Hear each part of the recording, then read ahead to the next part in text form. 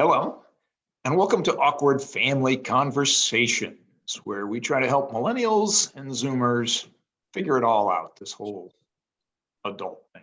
So I am joined, as always, by my younger daughter, Addie.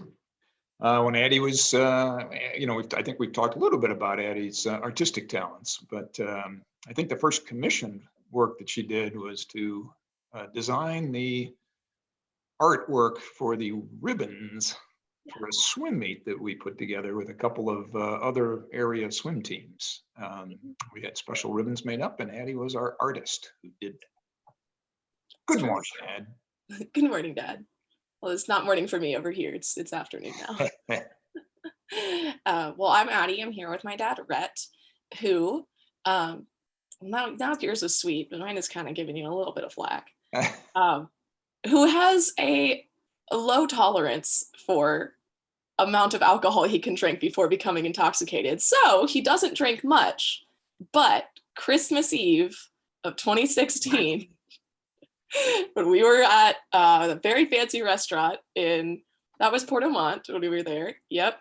And I think we started with pisco sours, and then I want to say we had some champagne, and then there was red wine. And Mom and Callie were fine. They were doing great. And I just remember both of us were sitting there white knuckling our silverware. So he passed that one down to me. That was a great night. I mean, it was a terrific terrific night, and a fantastic meal too. Very delicious. Great meal, but yeah, you got to be careful with those pisco sours. And when you start with the pisco sours, you're already digging out from a hole. So. Yep, indeed. Yeah, you didn't know me in college, where my tolerance was quite a bit higher. But even at that tolerance level, it would have been that evening would have been a challenge. But thanks for outing me there, Angel. It's both of us. We both got put on blast on that one. A little bit of lightweights here when it comes to alcohol. Hey man, we're cheap dates. Very, very cheap, I'm afraid. Very good. What are we talking about today, Addie? Today we are talking about how to navigate office politics.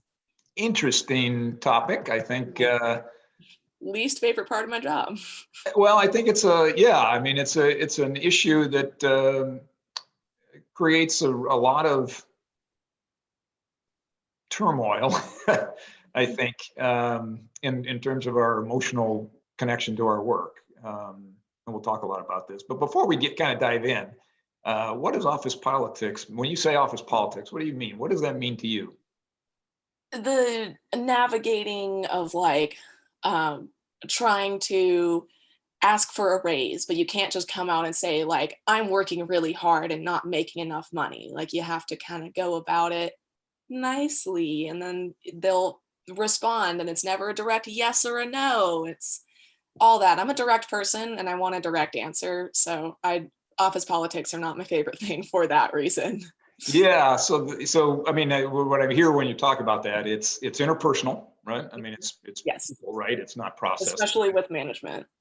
And I think there's a distinction that we need to make between kind of the negative office politics, the way we often think about it and often talk about it, which is exactly what you were describing, this sense that you have to tiptoe around things and you can't, take things on head on. I mean, there's the inherent in all of us, and you just have to look at kids that sort of see the pure form of this is fairness, right? I mean, we all want fairness. And of course, we can define that differently and have different criteria for what things are fair or not. But at its core, I think virtually everybody in the world would say they would like a fair world where things are rewarded on their own merits. And when we talk about office politics, a lot of times the connotation is that it's not being taken on, that ideas aren't, or issues or suggestions or whatever it is that we're talking about aren't taken on their own merits, that there are other considerations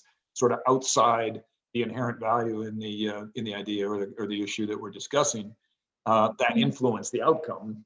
And as a result, you end up with bad decisions.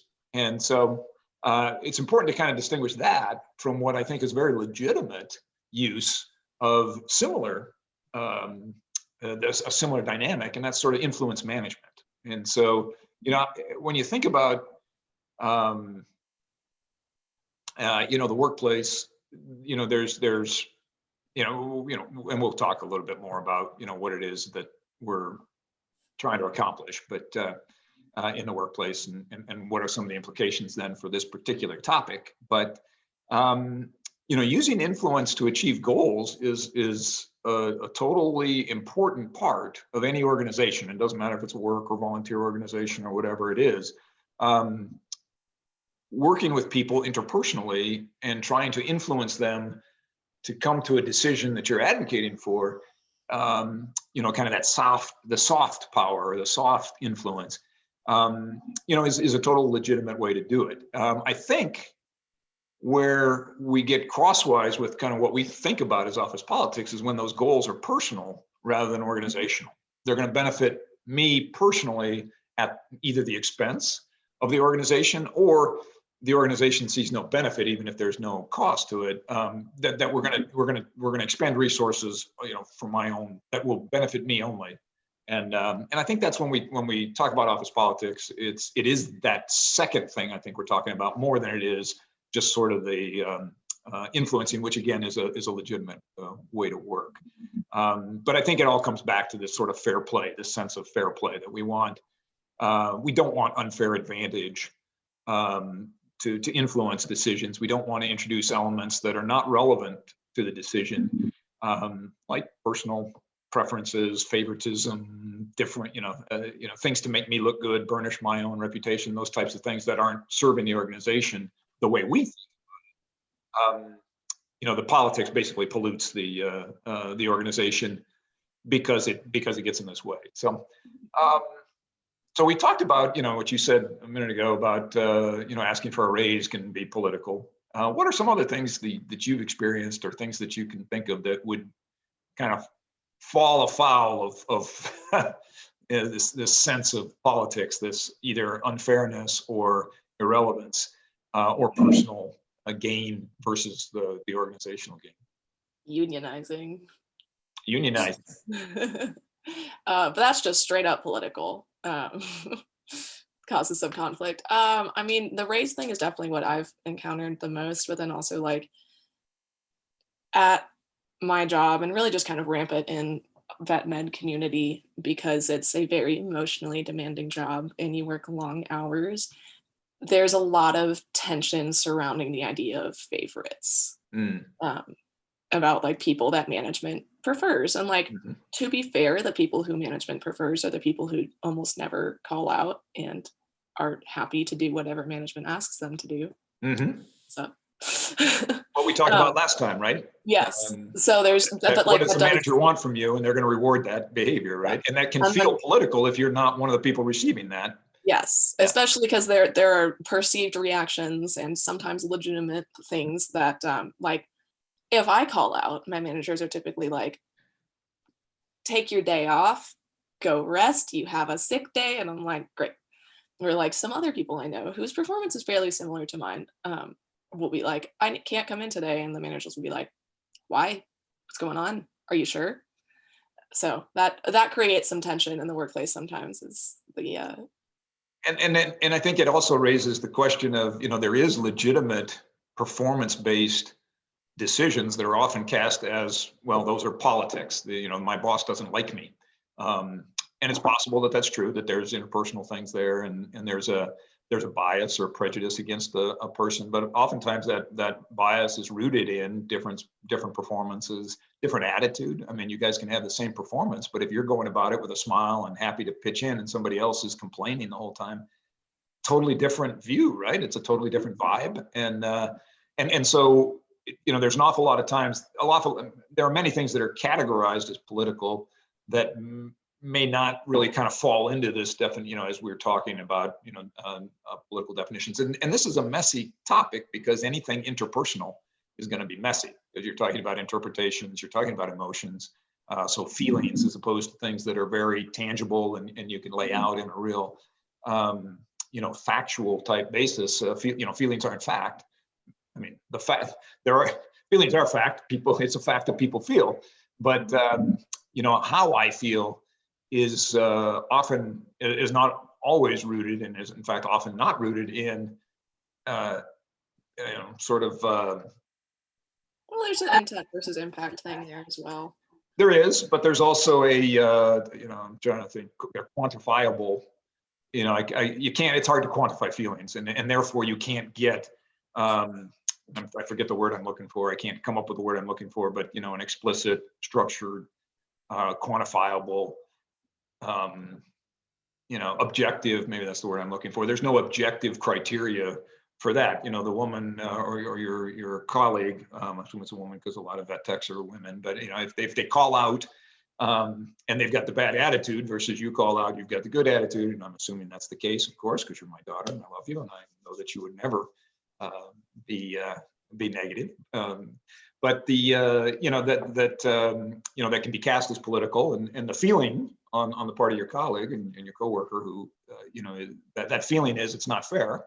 I'm doing the same. The results I get are the same that Addie gets, and Addie gets no grief when she does this. And so it feels political in some sense. You're looking at it and saying not political because there's other things happening. Yes and no. And I mean, there is something to be said for sure, getting grief is not necessarily political, but it's also coming from another human who has a friendship with me versus not with the other person kind of thing. So there are some factors that probably shouldn't be taken into account that just are, because we're a group of humans who establish bonds with each other. Yeah. So there are just ways of interacting among us that are different, and different levels of trust too. My boss know I'm hey, I can't come in today. They're she's sick. Yeah. There's a reason why. Yeah, we'll talk about friendship and other things in the workplace a little bit later when we talk about how to manage kind of these interpersonal waters that the politics of the office place. Politics of the office place. So, I also think that so a lot of decisions, large and small, are kind of tied to politics. I think talking this morning on my run with Roger and.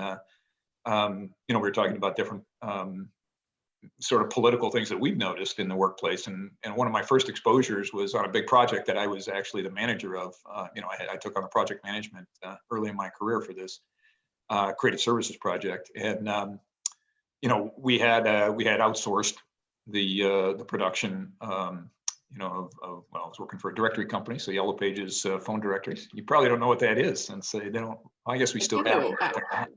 Phone books are not nearly as important as they used to be, but anyway, it was really we brought that in house, and I was nobody else wanted to do it, so that's why very early in my career, much younger than I'd have this kind of responsibility, I took it because nobody else wanted it.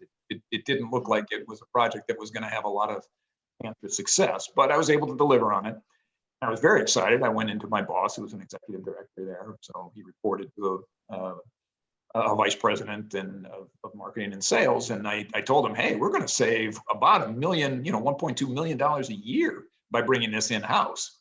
And his response was, no, we're going to save $400,000 this year, $400,000 next year, and $400,000 the year after that, so that we can be heroes 3 times instead of heroes once.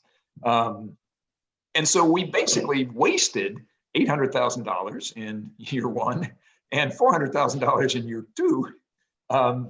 $1.2 million that could have been used for other projects to build out capability and additional offers, because he wanted to look good to his boss for delivering cost savings, not once, but 3 different times, three times. So that's a great example of sort of office politics, not quite at its worst, because there are other more personally degrading and more harmful things. But in terms of company objective versus personal objective, this is a clear example of office politics at work, where he was burnishing his reputation at the expense of the company's benefit. And for me, that was a really stark example of kind of office politics and the impact that it can have. So I mean, they're interpersonal. Office politics is definitely interpersonal.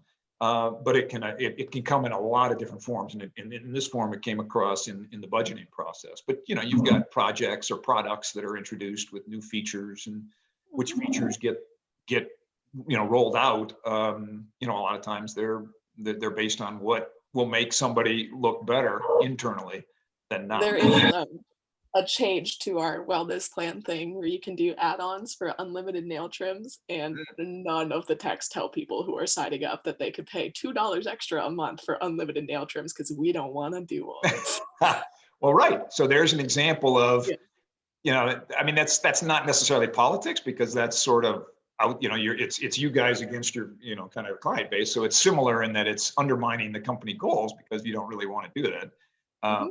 If they were smart, they'd reward you for doing things that you don't want to do, make it worth your while, so that you'd be more willing to help the company out there. But yeah, I mean, that's to me, that's less politics, because it's I think politics are really internal to the organization, not. That would be like our manager telling us not to tell people that. Correct. Right. Yeah, that sort of thing. So We kind of collectively were like, no, yeah, I'm nobody not going to needs do to that. know about that. Right. Right. So let's talk about how decisions get made, because I think the reason we have politics in the workplace is an organization is created to accomplish certain goals. I mean, that's we come together in groups to accomplish something that we can't do individually, and and the bigger the organization, the more important this influence management is, and the more opportunities you have for that interpersonal, and the more requirements you have about interpersonally interacting to achieve these organizational goals, the more opportunity there is for the individual goal to conflict with the organization goal, and therefore the more opportunity for these office politics to kind of come in the picture. So it's very rare. I mean, it's not rare, but it's typical that larger organizations are accused of being more political than smaller organizations, and a lot of that has to do with the way decisions are made in an organization. If you've got an organization of 3 people, or in your case, how many, how big is your vet practice? How many in My terms of practice employees? it's pretty huge. I think there's like 40 of us. Yeah, 40 is not huge. I worked at Charles For Schwab. for a vet clinic, the average clinic has 1 or 2 DVMs, 3 techs, and 3 assistants. Yeah, so you're twice the size. We have like 10 DVMs. Okay, yeah, so you're 4 times the size of a normal. Yes. But Yes. I worked at Charles Schwab where we had 24,000 employees. Yes. And so trying to get 40 people on the same page and moving in the same direction doesn't require the same amount of effort that to get 24,000 people on the same page and moving in. That's when like VCA becomes the thing, is like, because we also are beholden to the same, like my manager also manages the 3 other VCA clinics in the Nashville surrounding areas. Right. So she's in charge of like 120-ish people, and then responds directly to the South Atlantic overseer dude, who's the whole South Atlantic region. Right. So which has got probably 100 clinics, right? Yes. Yeah. More than that. Yeah. Yeah. So now, that person's managing 1,200 people or interacting with 1,200. Yeah. So, I mean, the larger the organization, the more energy it takes to get everybody on the same page, because the way that you get things done in any organization is to educate people about what it is that you're trying to accomplish. And, if you only have to educate 30, 40 people, or in our case, 4, in our business, it's a lot easier to get people on the same page. We just have one meeting, we talk to the 4 of us, talk it out, and we're ready to go. That's impractical in an organization of 40, and it's impossible in an organization of 24,000. Yeah. So, the way you drive an organization forward is to get everybody on the same page. And what does that mean? Well, that means they need to understand what we're trying to accomplish, and they need to let what they're going to need for this to be successful on their side. So it's also, it's about driving execution of an idea. And it's really hard when you can get 4 people in a room and you can all talk and you all kind of understand what's going on. But if you've got one group that's managing a 1,200 person customer service organization, and you've got another person that's managing a 600 person plus maybe another 600 people and contractors for technology, and then you've got somebody with a sales organization that's 200, and you're not going to be able to get all those people in the same room and be able to, I mean, the sales guy doesn't really care about the customer service guy's responsibilities, right? He just wants that salesperson wants to know what that their issues are going to be addressed. And so the best way to do that is to sit down one-on-one with each of those different functional heads, because if nobody likes to be put on a spot in a big meeting. And if you just, I mean, we have the idea that, or we have it in our minds that fairness is an important thing and that every idea should stand on its own merit. So if I walk into an organization and I have not warmed up anybody, so nobody knows what's coming, and I say, hey, here's a great idea. Nobody likes to be put on the spot in the moment to react at that time and say, oh yeah, I'm going to commit to that. I'm going to commit my organization and my resources to make sure that happens, because I don't understand it. I don't know. I haven't thought about it. You're just hitting me with this idea in this meeting. And an awful lot of stuff gets labeled politics in this process, that, the people that do the spade work to educate their different partners, to spend the time, bring them in, often are thought of as, well, they're political players. When really it's politics in that connotation is really just about information gathering. One of my favorite stories when, so your mother was the chair of the political action committee when we were living in San Francisco for the local chapter of the National Organization for Women. And so every election cycle, they would have candidates for local office. They'd interview them and make their endorsements. And, so she probably went through 2 or 3 election cycles. There's probably, I'm going to say maybe, 6 offices that they would endorse for. And there was probably on average 4 people running for each office. So, you got about 24 people every cycle. There was probably 3 cycles. So, she interviewed probably 75 to maybe 100 people in the course of that role. And there was only one person in all of that time who actually called her ahead of the meeting and said, is there anything that I can prepare for, ahead of this meeting so that you want to know? That was available to everybody. All the other candidates had the opportunity to reach out to the National Organization for Women and say, hey, what are the things that you want to know from me that will matter to you? And only one person ever reached out. And that was Willie Brown, who at the time was Speaker of the House, Speaker of the State Assembly.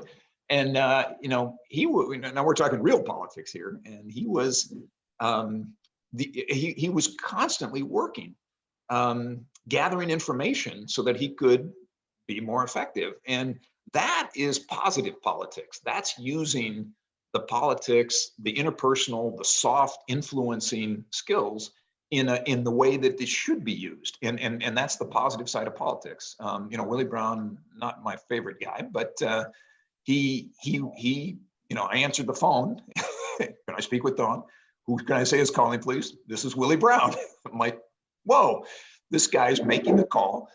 He was running for mayor of San Francisco, and he was ultimately elected there. But he was the only one out of, say, 75 people, the only one that made that outreach. And so, when you're in an organization, especially a big organization, you got to do that spade work, you got to do that legwork, and sometimes that's going to be labeled politics.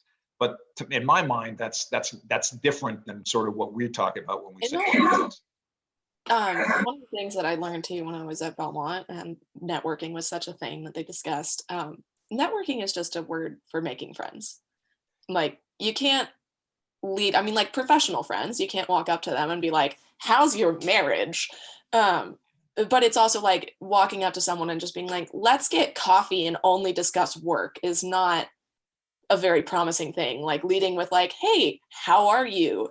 And learning like professional things about them always helps, which is what I've tried to lead with when I'm in workplaces. And it ends up working out very well for me because I have like an actual friendship with my bosses too. Like, they talk to me about their life and vice versa. And that's a thing that a lot of my coworkers don't have with them. And yeah, I would feeling of like us versus boss instead of like, no, we're all working together. We're a team here.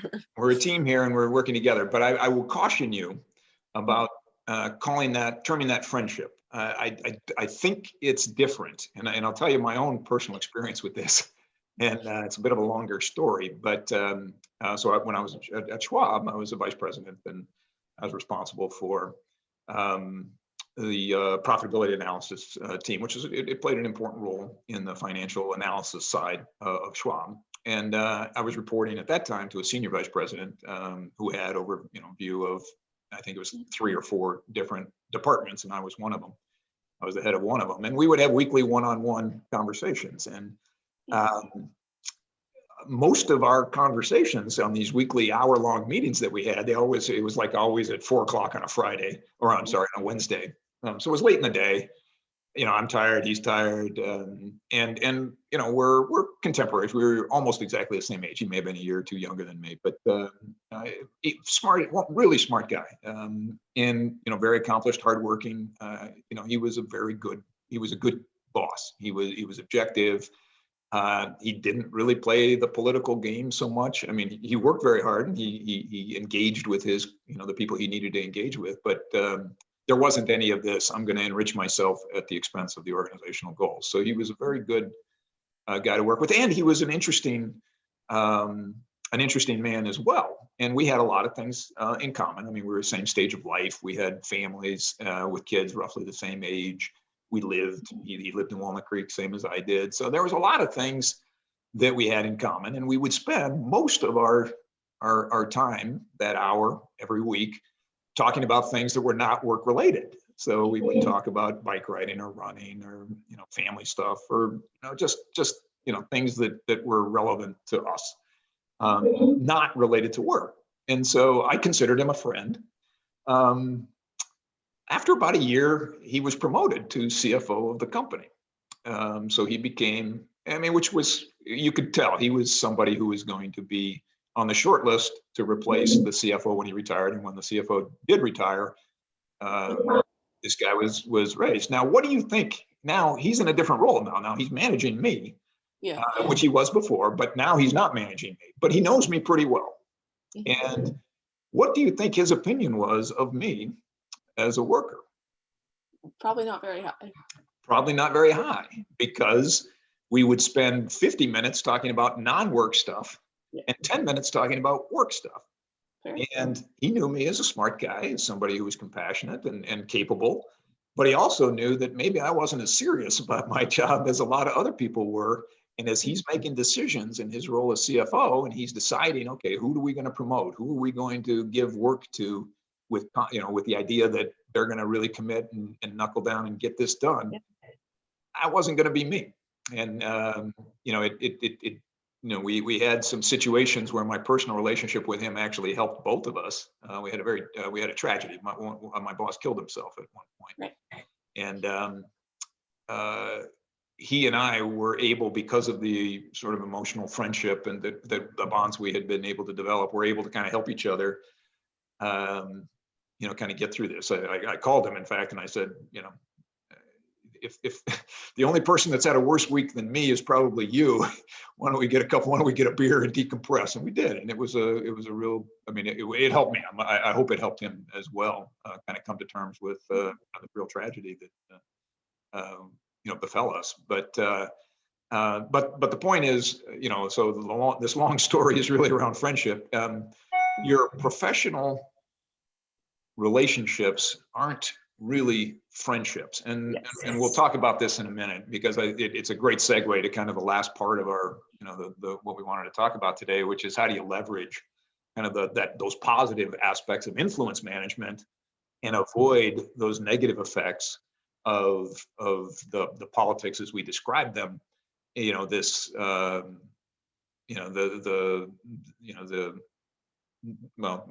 negative politics side, right? And the friendship one is one to be careful of. So you do want to have I think it is helpful to have an honest, open, and some emotional connection to the people you work with. I think that can only be positive, but you have to remember that this is a professional relationship, and you want to be very careful, and we'll say the word intentional because we have to every week. You want to be really intentional about how much you share and the things that you do share in that professional setting. And there's some reasons for that. One of the things that we talked about when I was at Schwab, we did a lot of sexual harassment training and awareness kind of things. And one of the examples they gave was that you had this organization, you had these people that you'd known for a long time and were very comfortable with, and you would say things, they had these people would say things and joke about things that were not professional, but everybody was okay with it. And so the thought was, well, that's, as long as nobody's offended, and nobody's been offended so far, it's fine, right? Nobody's going to complain. Well, somebody went through some personal, so the team didn't change. The same people who had always kind of accepted this behavior and were okay and comfortable with it.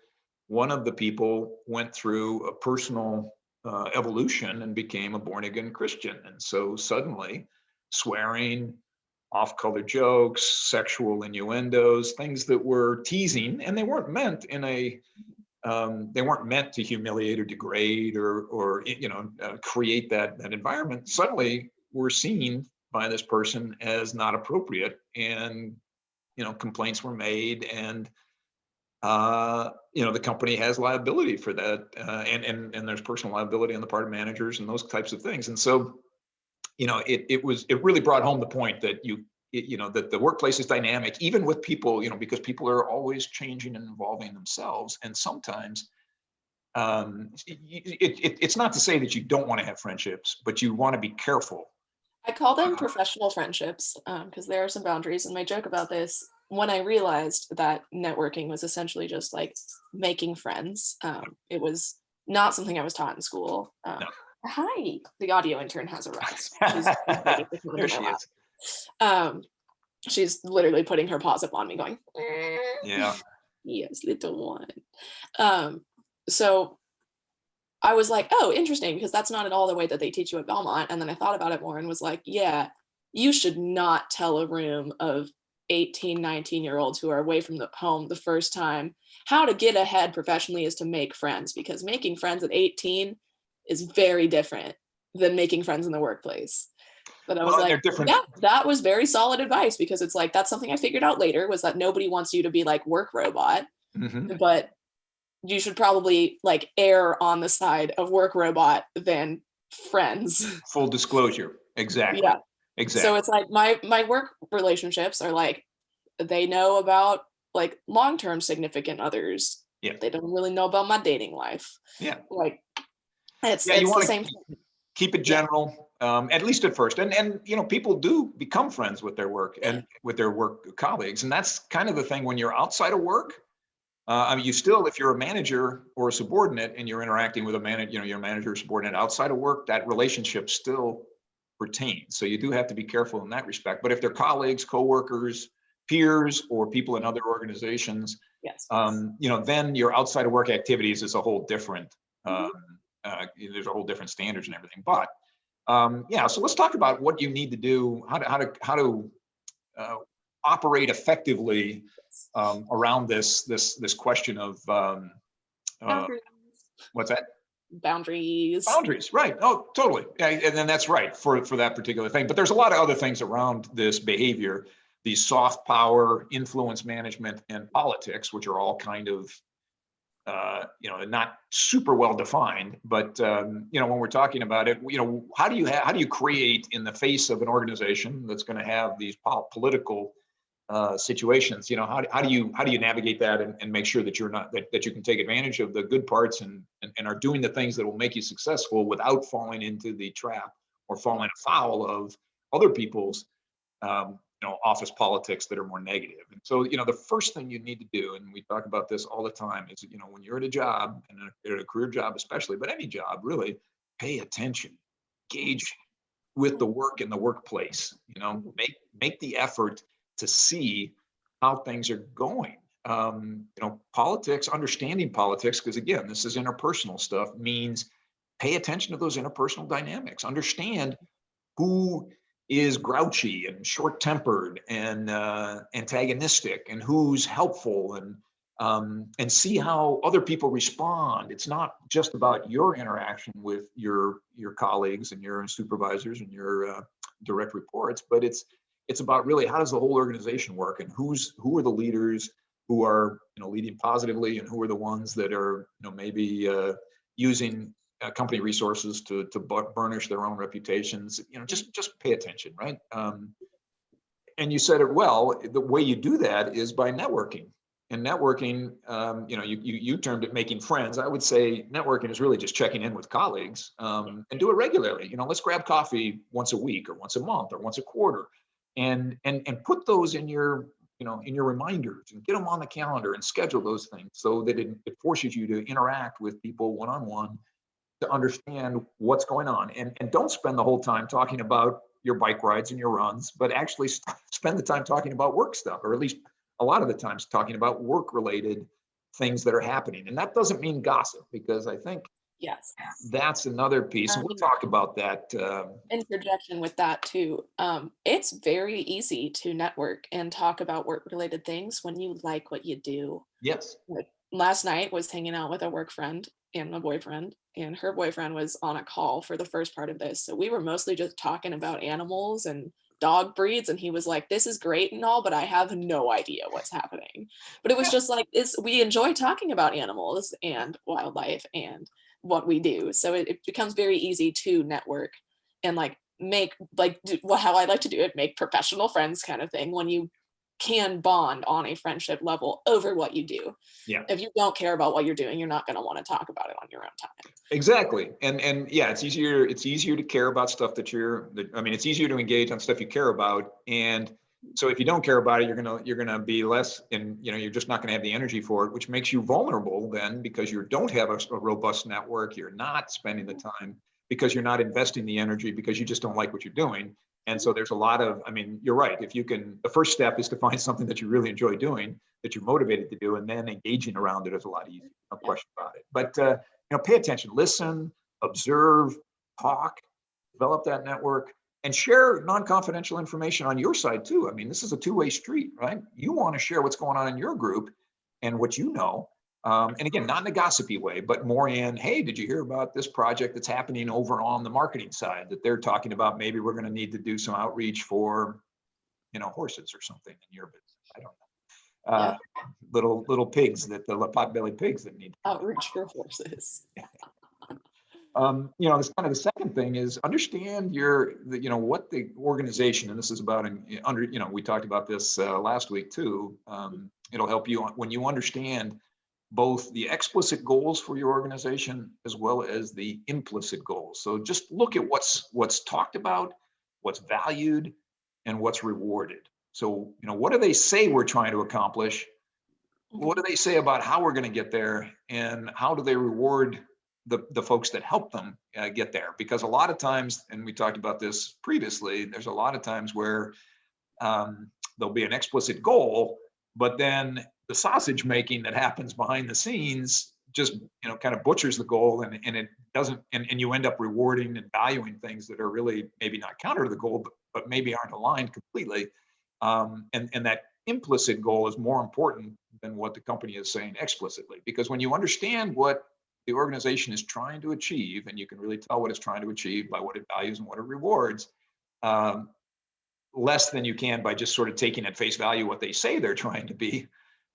Every organization says, hey, we're on the customer side. But if you've got, and we saw this a lot in financial services, if you've got an organization that's trying to hide how it makes money from its customers, that goal of transparency and serving the customer goes away. And you saw this with the Wells Fargo when they had all of their scandals a couple of years ago, where they were opening, dummy accounts in people's names and stuff like that. I guarantee you that the corporate goals didn't say anything about that sort of thing. It said, we value the customer and we want their thing. But what they were rewarding, in fact, was behavior that was counter to that goal. And so you got to pay attention, not just to what the company says, but what it actually does. And again, the best way to do that is to see, okay, what are they rewarding? What kinds of behaviors, what sort of accomplishments are being rewarded here? So pay attention to what's going on at work. Really look at your organization and what it values, because if you want to avoid politics or use that influence, if you want to know what the company is really about. And this is really talks to the culture of the company, right? Understand what the culture is. What do they value? What do they reward? And because that's going to be what everybody is trying to get. And when you understand motivations, then it's easier to deal with the behaviors that come around those motivations, right? We talked about this earlier, and this is this friendship things. Stay on point on your interactions with colleagues.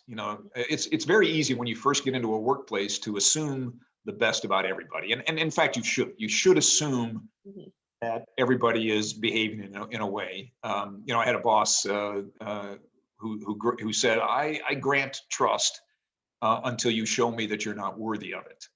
But it's also true. I had a boss also that quoted Ronald Reagan when he said, "I trust, but I verify."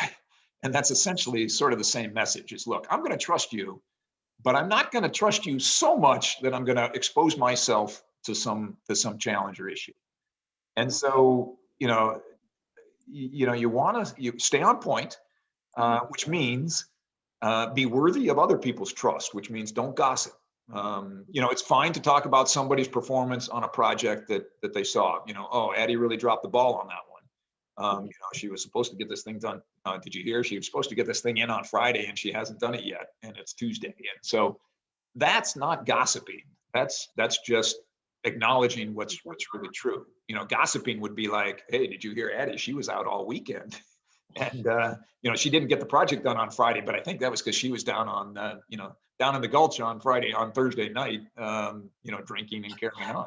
I would not go to the Gulch. I know you would. But that's down on Broadway, wherever it is. So. 5 points. I'm not going to Broadway either, Dad. God. All right, very good. So anyway, don't diss the people you work with. Keep everything positive. If a real sneaky way around that too, that I really like to do, because gossiping is fun and I do enjoy it. Yes. However, it's not fun if someone finds out what you said, and it's not fun when you're the subject. So maybe you shouldn't do that. Yeah. The thing that I did to switch that in my mind, and if coworkers start saying things like that, I now only say positive things behind people's backs. Exactly. So when someone's like, oh, I heard she was out all weekend kind of thing, I'm like, oh yeah, because she has a lot of friends, and then I leave. And I don't let that continue. And it's like, I didn't say anything about you. Yep. I'm not going to partake in this. And plus it kind of does shift it when someone's like, oh, this person does blah, blah, blah on her own time. I'm kind of like, that's cool that she's a free spirit. Mm-hmm. Yeah. And then everyone's like, oh, she's not receiving this well. Well, or I'm not getting the reaction I want, which is, titillation, and let's diss on this person. Absolutely. And it does build trust, because things do get around in your workplaces. People find out about things. And so when people find out that oh, you said this about me behind my back, but what you said was that I'm a cool person with friends. Yeah. That feels good. And now that person likes you. Yeah, no, that's exactly right. Stay positive. Be slow to trust people with non-work related information, right? Mm-hmm. Don't wait until you've had many interactions with somebody to sort of see what kind of person they are before you start sharing details of your personal life. Yeah.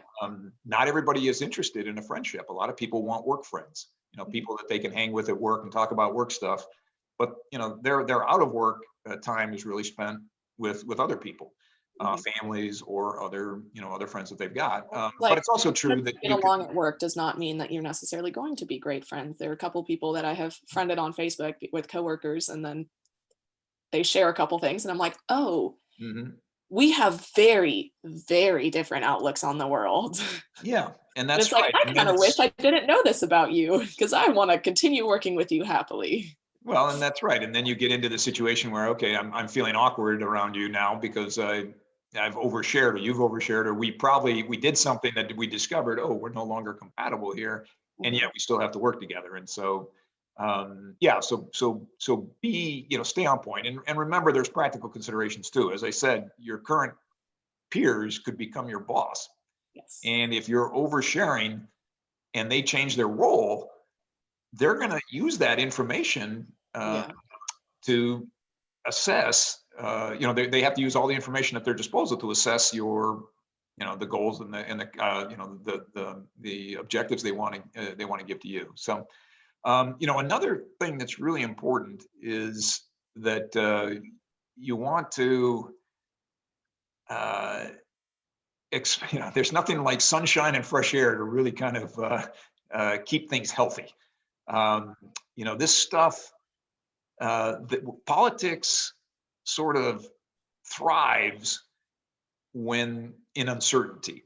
If there's any kind of ambiguity, any kind of cloudiness, when the path isn't clear, that leads to a lot of speculation. And speculation, is a place where these kind of negative political things tend to fester.